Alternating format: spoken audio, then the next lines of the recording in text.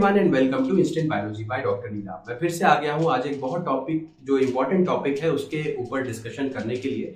बहुत सारे स्टूडेंट्स का कंटिन्यूअसली मैसेजेस आ रहे हैं, ईमेल्स आ रहे हैं कि सर CSIR नेट का जो एग्जामिनेशन है वो पोस्टपोन्ड हो गया। कल जो नोटिफिकेशन आया था उसमें ये साफ हो गया कि CSIR नेट का एग्जामिनेशन जो है वो पोस्टपोन्ड किया जा रहा है। किस वजह से पोस्टपोन किया जा रहा है उसमें अनअवॉइडेबल सर्कमस्टांसेस लिखा हुआ है, बट हम सभी लोग जानते हैं कि NTA के जो कंडक्ट किए जाने वाले एग्जाम्स हैं उसमें कुछ गड़बड़ होने की वजह से मे बी ये प्रिकॉशनरी ये लिया गया हो ताकि इस तरीके की किसी भी संभावना को रोका जा सके।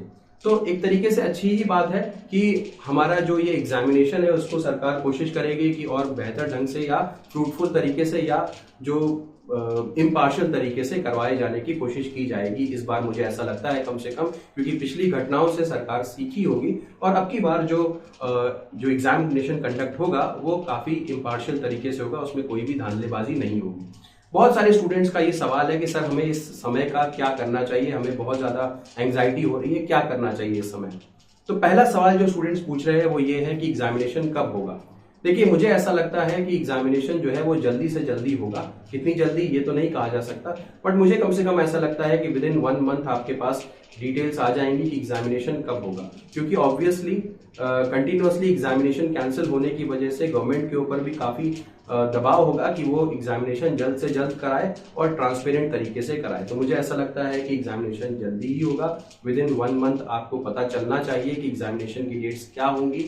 अब दूसरी चीज क्या है कि एग्जामिनेशन जो कैंसिल हुआ हमें क्या करना चाहिए। तो मैंने पहला पॉइंट यहाँ पे लिखा, एग्जाम विल टेक प्लेस सून। तो आप अपना जो टेम्पो है, जिस तरीके से आप अभी तक पढ़ाई करते आ रहे हैं, उसको बिल्कुल भी लूज नहीं करिएगा। अक्सर देखा जाता है कि एग्जामिनेशन जब भी कैंसिल हो जाता है या एग्जामिनेशन जब भी पोस्टपोन्ड हो जाता है तो जो पढ़ाई का टेम्पो रहता है वो गड़बड़ा जाता है। स्टूडेंट्स थोड़ा सा रिलैक्स मोड में चले जाते हैं और उनको लगने लगता है कि अभी तो हमारे पास ज्यादा समय है। तो ये गलती बिल्कुल नहीं करने की जरूरत है। CSIR का सिलेबस बहुत ज्यादा बड़ा है, आप इसमें अफोर्ड नहीं कर सकते रिलैक्स करने के लिए। तो अब क्या करना है, जो भी आपके पास समय बचा हुआ है, do not lose the tempo. अपना पढ़ाई का जितना भी 8 घंटे 10 घंटे 12 घंटे जितने भी घंटे आप पढ़ रहे थे उसको कंटिन्यूअसली वैसे ही पढ़ते रहिए। अभी आपको उन रीजन्स के ऊपर फोकस करना है क्योंकि समय आपको ठीक ठाक मिल जा रहा है। उन रीजन्स के ऊपर फोकस करना है जो आपको तैयारी के दौरान आपको लगा होगा कि यस मैं उतनी अच्छे से इसको प्रिपेयर नहीं कर पाया, अगर टाइम होता तो मैं इसके ऊपर ज्यादा प्रिपरेशन कर सकता। तो उन रीजन्स के ऊपर फोकस करना है। दूसरी चीज है कि क्वेश्चंस, अगर आपको क्वेश्चंस आपके कुछ रह गए थे, आप सॉल्व नहीं कर पाए थे, तो PYQs को जरूर सॉल्व करके जाइए CSIR नेट के।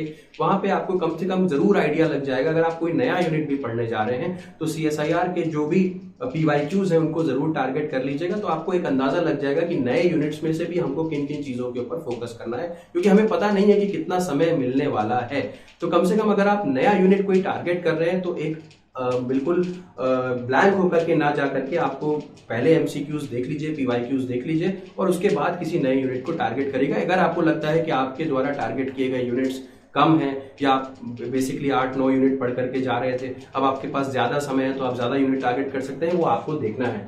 तो ज्यादा क्वेश्चन प्रैक्टिस करना है।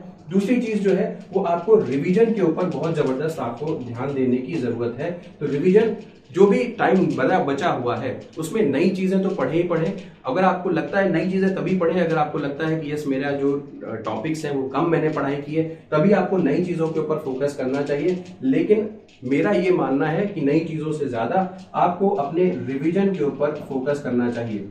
दूसरा, जो भी स्टूडेंट्स को लगता है कि नहीं मैं 8-7-8 यूनिट पढ़ करके जा रहा था, वैसे भी मेरी तैयारी उतनी अच्छी नहीं थी, तो ये आपके लिए एक तरीके से ब्लेसिंग इन डिस्गाइज जैसा है। आपको ज्यादा समय मिल रहा है और अब आप यहाँ पे ज्यादा यूनिट्स को टारगेट कर सकते हैं इन केस आपको लगता है कि मेरे यूनिट्स जो मैंने पढ़ाई की थी कम की थी। कुल मिलाकर के इस वीडियो को बनाने का एक मकसद मेरा आपको बस ये समझाना है कि जो भी समय मिला है अब वो आपके हाथ में नहीं है। एग्जामिनेशन पोस्टपोन्ड हो गया, वो अब आपके हाथ में नहीं है। आपके हाथ में क्या है, इस जो समय आपको बचा मिला हुआ है उसका सदुपयोग करें। कैसे करें, अपने आप को बिल्कुल भी रिलैक्स ना होने दें, MCQs को ज्यादा प्रैक्टिस करें, रिवीजन के ऊपर ध्यान दें और इनकेस लगता है कि हम कहीं कम थे तो उन पोर्शंस के ऊपर, उन यूनिट्स के ऊपर दोबारा काम कर सकें।